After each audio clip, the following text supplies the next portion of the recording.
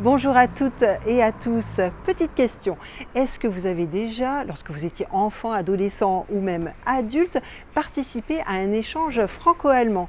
Eh bien, nous allons peut-être vous replonger dans cette époque puisque nous allons faire la connaissance de Julia et Megan. Elles nous ont donné rendez-vous ici pour parler de leur échange scolaire franco-allemand. Et ici, c'est la librairie Zeitlos à St. Arnwald à Saarbrück. Elles ont 15 ans et 14 ans, Julia est allemande, Megan française. Julia a déjà passé 2 semaines chez Megan à Metz. Au tour de Megan de découvrir l'univers de Julia en Allemagne. Nous nous pencherons sur le double diplôme qui est l'Abi-Bac au lycée Poncelet de Saint-Avold. La section a fêté en 2021 ses 20 ans d'existence. Elle était alors la première section à avoir vu le jour en Moselle. Avec le retour du beau temps, nous partirons découvrir le Felsenwald, une forêt dans le Palatinat jalonnée de rochers. Et pour clore, notre labo interculturel revient sur une particularité en France et en Allemagne. Megan Nellis a 14 ans, elle habite à Metz, elle est scolarisée en 4e au collège Rabelais. Elle apprend l'allemand depuis 3 ans. Julia Herb a 15 ans, elle habite à Saarbrück, elle est scolarisée en 9e à la Freie Waldorfschule. Elle apprend le français depuis 9 ans. Guten Tag, Julia. Hallo. Bonjour, Megan. Bonjour. Alors, toutes les deux, vous participez à un échange franco-allemand. La première fois que vous vous êtes vues, comment ça s'est passé? Das erste Mal, als ihr euch getroffen habt, wie war das, Julia? Also es war natürlich aufregend. Ich habe so ein bisschen gezittert, weil es war so das erste Mal, die ganze Familie zu treffen. Und ich habe mich aber gleich irgendwie wohlgefühlt, weil Megan war sehr nett und direkt so herzlich willkommen. Und ich mochte auch den kleinen Bruder von Anfang an, weil der ist sehr süß und der hat auch direkt mich so umarmt. Und ja, also es war sehr schön und alle haben mir direkt was gezeigt, so die Wohnung. Also ich habe mich gleich irgendwie willkommen gefühlt. Genau, also als du nach Metz gefahren bist. Genau. Mhm. Und wann war das? Das war vom 9. März bis 21. März. Ok. Et toi, tu te souviens les premières impressions? Oui, j'étais très heureuse et un peu stressée aussi parce que du coup, elle venait dormir chez moi pendant 2 semaines. Elle vivait avec moi, donc en fait, je voulais tout faire pour qu'elle soit bien dès son arrivée et qu'elle sache qu'elle est la bienvenue et qu'elle n'a pas besoin de s'inquiéter, que si elle a des questions, elle peut les poser à moi, à ma famille. Donc j'ai tout fait pour qu'elle soit le mieux possible et j'étais très contente qu'elle arrive. Il a quel âge, le petit frère? Il a 4 ans. D'accord, il est tout mignon alors. Oui.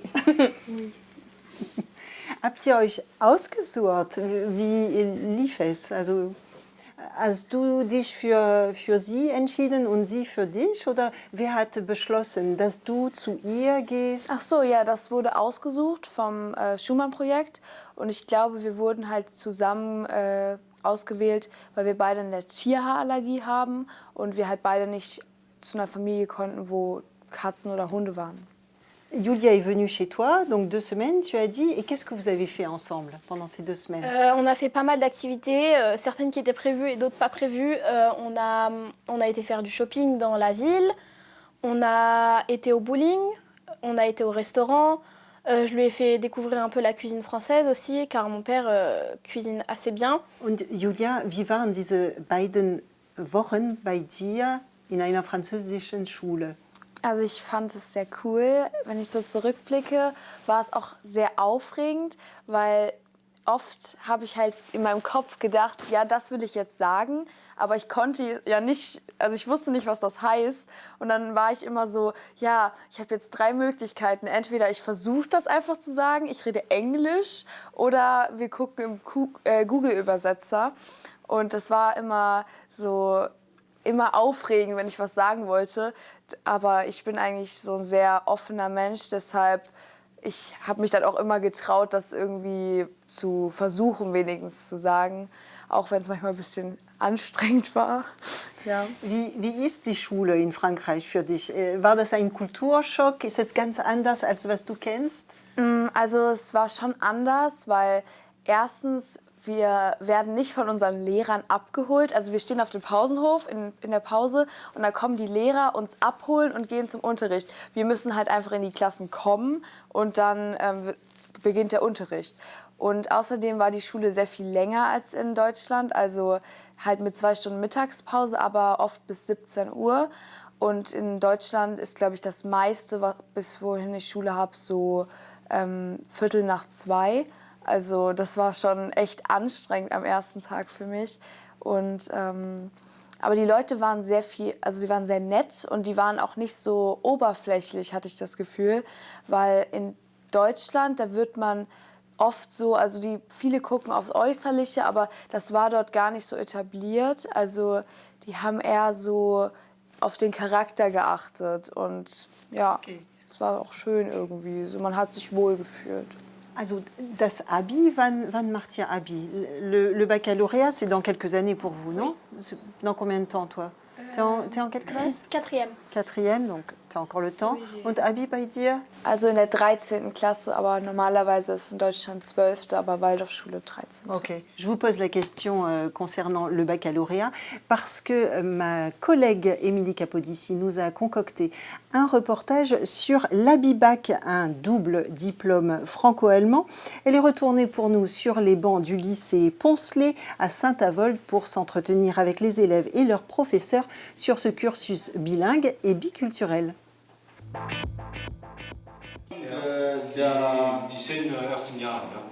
Un cours d'histoire géo entièrement en allemand. Non, nous ne sommes pas de l'autre côté de la frontière, mais bien à Saint-Avold. Ces élèves de terminale assistent à l'un des cours de leur section ABI-Bac. Le lycée Jean-Victor Poncelet a été le premier de l'académie Nancy-Metz à proposer cette section qui permet aux élèves de sortir du lycée avec un double diplôme en poche, le baccalauréat français et son équivalent allemand, l'Abitur. Les programmes sont assez similaires au programme français, il y a des adaptations, cela dit, un focus supplémentaire qui est mis sur la France et sur l'Allemagne, notamment les relations franco-allemandes. Mais ce qui change essentiellement, évidemment, c'est que la préparation se fait en langue allemande, les cours se font exclusivement en langue allemande à raison de 5 heures par semaine, de la seconde à la terminale. Ils améliorent le vocabulaire, leur langue devient plus fluide, et puis au final, ils sont assez proches d'un niveau B2, voire C1 pour certains. Donc c'est avant tout pour déjà découvrir une nouvelle culture, aussi faire des voyages, voilà, apprendre la langue. C'est vraiment ce qui me... Depuis tout petit, je suis attiré par la langue allemande, donc vraiment ça m'a permis de m'ouvrir la porte. En seconde, c'était compliqué au début de comprendre les cours. Là, c'est toujours un peu dur parce qu'il reste beaucoup de choses à apprendre, mais bon, j'ai déjà fait de bons pas. Au fond du couloir, les élèves de première retrouvent Madame Monet pour l'une de leurs 6 heures de littérature allemande de la semaine. Madame Monet est chargée des sections ABI-Bac depuis plus de 20 ans et a donc vu l'évolution du dispositif. La section ABI-Bac en elle-même n'a pas changé sur sa forme du tout.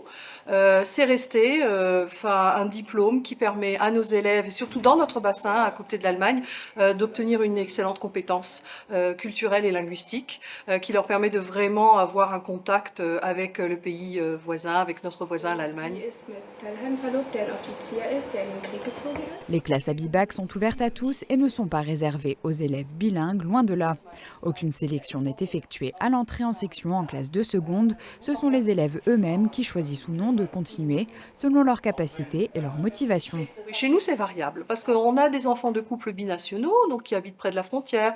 On a des enfants vraiment francophones mais qui se découvrent une passion pour l'allemand. On a tout un tas de profils différents et donc effectivement, les chiffres pour ce qui est de la fréquentation n'ont jamais été stables. Il y a toujours eu des hauts et des bas, c'est en dents de scie.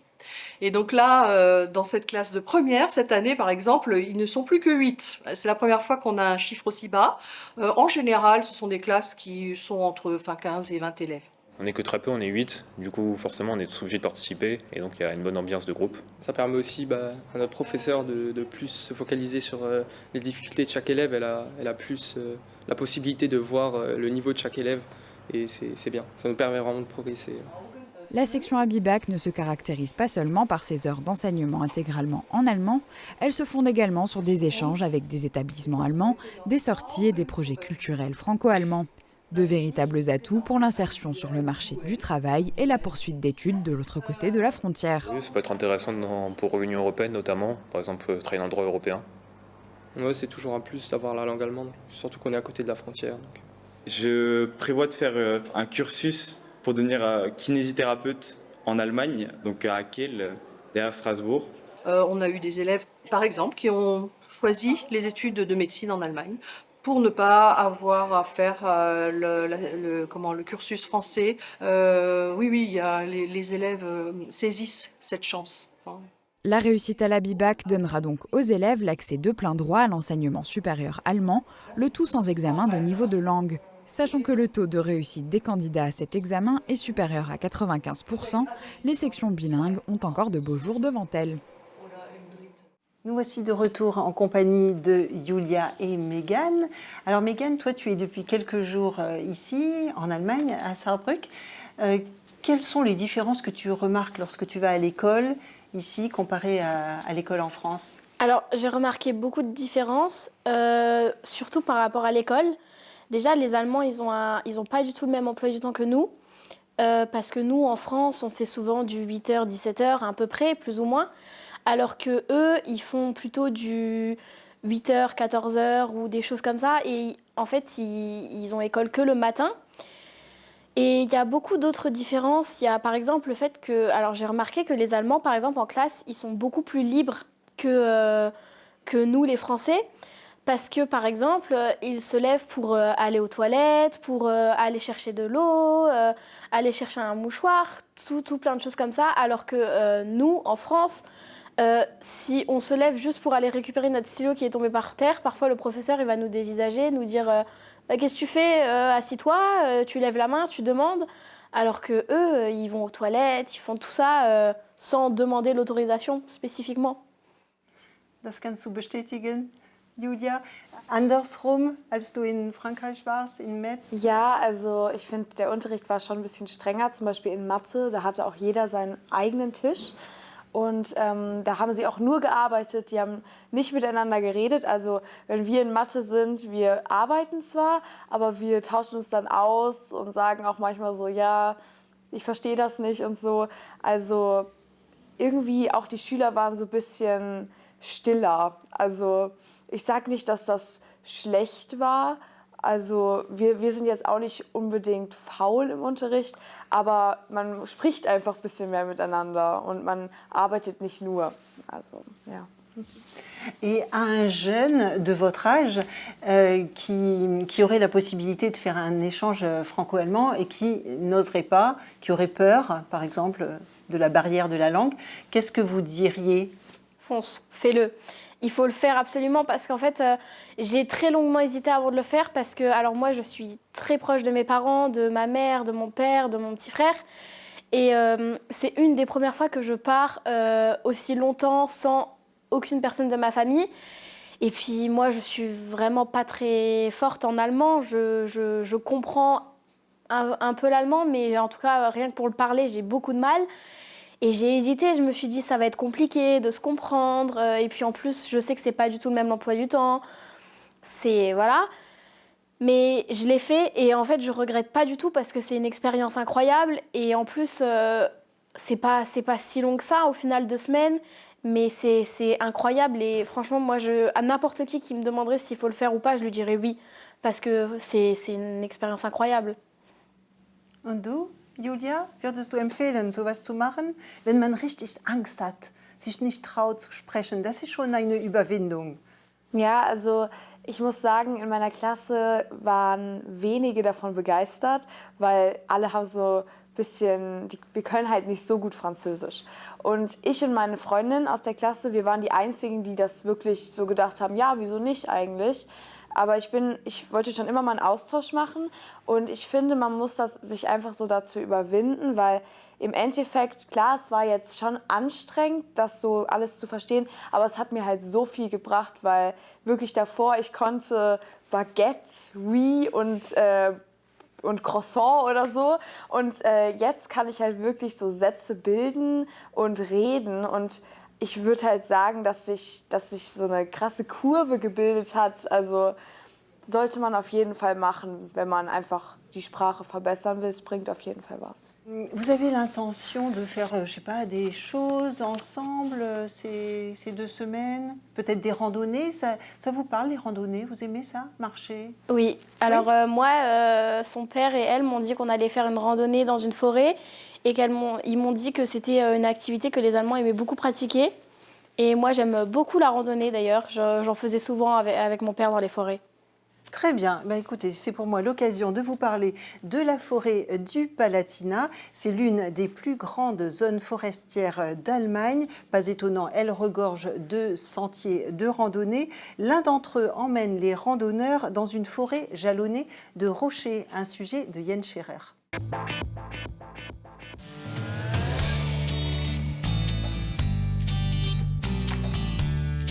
À l'est de Pirmasens, vous pouvez plonger en quelques minutes dans une forêt rocheuse féerique. C'est aussi le nom du sentier de randonnée premium certifié par l'Institut allemand de la randonnée en 2017. En 2023, le parcours de 13 km a reçu pour la 3e fois le même titre. Ici, la nature est reine sur les étroits sentiers à travers le paysage rocheux et la dense forêt autour de Pirmasens.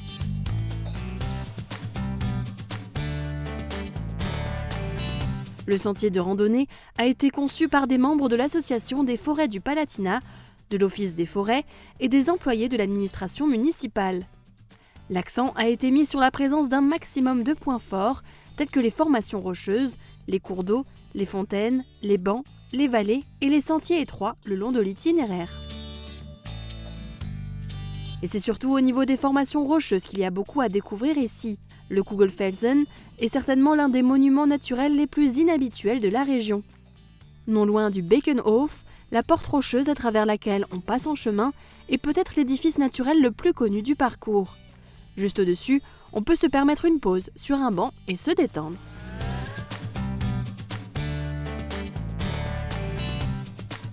Le Kansenfelsen, avec sa forme, honore également son nom et invite à une autre petite pause avec une vue magnifique sur le Grès vosgien. Les gérants du sentier parcourent la forêt rocheuse toutes les 6 à 8 semaines pour la contrôler. Ils peuvent remettre des panneaux, ramasser des déchets ou tailler les arbres si nécessaire. Les guides touristiques du sud-ouest du Palatinat organisent également régulièrement des randonnées guidées dans la forêt rocheuse. On ne trouve nulle part ailleurs autant de formations rocheuses marquantes et de monuments naturels en si peu de temps.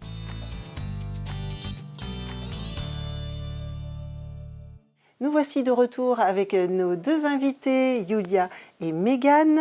Est-ce qu'il y a des hobbies que vous avez en commun, Megan? Alors oui, on aime toutes les deux le théâtre. Moi, j'en faisais avant, elle en fait toujours, je crois. Et on aime aussi toutes les deux la musique. Alors elle joue des instruments de musique et moi, juste, j'aime bien écouter de la musique, tout ça, chanter. D'accord. Ja, noch etwas, was ihr gemeinsam habt? Ich glaube, wir kochen beide gerne und backen. Also wir haben auch zusammen mit ihrem Vater Waffeln und Crepe gebacken und das hat auch sehr Spaß gemacht. Okay. Und wir sind hier in einer Buchhandlung, weil ihr auch gern liest, oder? Ja, auf jeden Fall. Ja? Was liest ihr gern? Also ich glaube, mein Lieblingsgenre ist so Fantasy und ja, also sowas wie Kerstin Gier, so Rubinrot, sowas. Okay. Und was macht ihr? Also du bleibst noch ein paar Tage, tu vas rester encore quelques jours ici avant la fin de l'échange. Qu'est-ce que vous allez faire? Est-ce que vous allez visiter des choses en Sarre? Also am Samstag kommen uns Lindsay, ihre beste Freundin, und ihre Austauschpartnerin Reese besuchen aus Saarburg, die wohnen da. Und sie kommen hier hin und wir schauen Saarbrücken uns an und dann hat Megan auch noch mal so jemanden, der ganz Französisch kann und ich verstehe mich auch super mit Reese und deshalb passt das voll. Wir haben auch viel in Metz zusammen gemacht und ja, dann hatte so jeder jemanden, der seine Sprache spricht. Wir gehen wahrscheinlich in die Stadt, so ein bisschen Sehenswürdigkeiten, in ein Café und dann ja, so ein bisschen Saarbrücken besichtigen. Und nach dem Austausch, glaubt ihr, dass ihr noch den Kontakt pflegen werdet? Est-ce que vous pensez, après l'échange, que vous serez encore en contact, que vous resterez en contact? Alors moi je sais pas, mais j'espère parce que j'aime beaucoup Julia et je crois qu'elle m'aime aussi, j'espère. Donc oui, j'espère qu'on restera en contact et si on a l'occasion de se revoir, pourquoi pas se revoir quelquefois. Ja, also ich denke auch auf jeden Fall, dass wir noch viel schreiben werden, weil ich glaube, wir haben uns gut angefreundet und ja, man kann immer gut mit Megan reden und ich glaube, ich komme auch noch mal nach Metz, weil dort habe ich auch andere Freundinnen gefunden, zum Beispiel Anaïs, das ist auch eine sehr gute Freundin von Megan und die hat mich auch extra noch mal verabschiedet, ist extra um Samstagmorgen noch mal gekommen und ja, das war sehr süß. C'est une très belle histoire en fait que vous nous racontez toutes les deux. Bravo, bonne continuation, merci pour cet entretien. Et je vous propose maintenant de regarder le labo interculturel de Tom Koschitza. Regardez. Vous ne vous rendez pas compte, vous les Français, ce que ça veut dire pour un Allemand de traverser un passage piéton en France. C'est l'horreur, une belle montée d'adrénaline.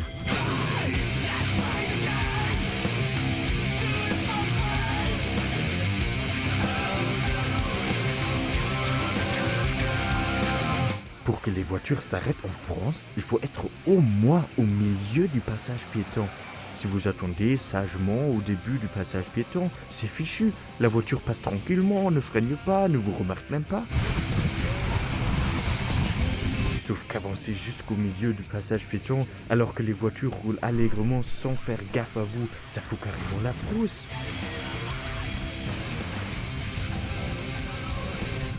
Parfois, j'attends tellement longtemps que zou, je me lance presque les yeux fermés. Advienne que pourra. Ce qui est marrant, c'est que lorsqu'un Français en voiture daigne s'arrêter pour vous laisser passer, il attend forcément un signe de la main en guise de remerciement. Moi, je n'y pense jamais. En Allemagne, ça ne viendrait à l'idée de personne de dire merci à la voiture qui a freiné. Tout simplement parce que, en Allemagne, passage piéton plus piéton égale s'arrêter. Point final. C'est la fin déjà de notre émission. Merci de l'avoir suivi. Je vous retrouve avec grand plaisir le mois prochain. Tschüss, bis bald.